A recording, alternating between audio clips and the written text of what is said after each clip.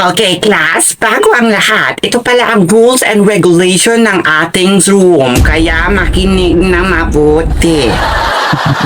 Iba nga, sabi ko sa intro yun, ano ka pa? Sa tabak, ang ingay-ingay nyo dyan. Ma'am, hindi po kami yun. Oo nga, ma'am, hindi kami yun. Sino ako? Kayo lang naman nasa likuran. Ma'am, baka po may multo. Oo. Ganon? Okay, class, back to the rules. Rule number 1, bawal kumain sa klase. Ma'am, paano kung gutom na ako kasi kakakain ko lang kaganina?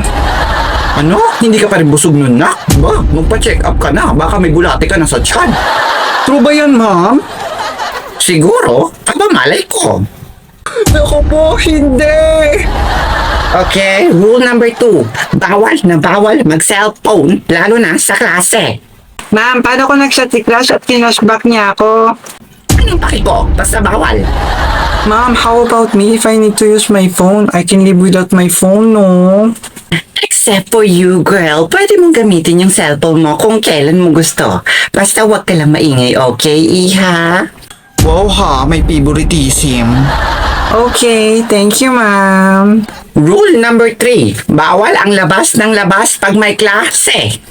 Ma'am, ang ibig sabihin niyo po, pwede po kaming lumabas pag walang klase? Oo naman. Siyempre. Bakit? Ay, wow, ang galing naman. Ano ba naman tanong yan? Parang hindi nagtitink ng right. Buti na lang matalino ako. Ano nga ulit ang English nang hindi nag-iisip?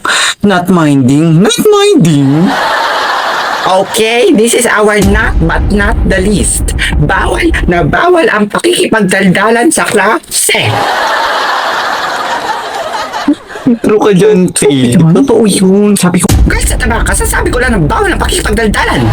ma'am, hindi yata namin kaya yun. True ka dyan, sis. Paano ko matuyuan kami ng laway, ma'am? Ma'am, paano ko kailangan sa recitation? Ma'am, paano kung may nagtanong sa akin? Ma'am, how about if I need to say some chika?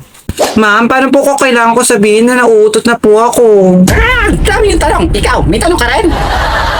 Wala po. Good, buti naman.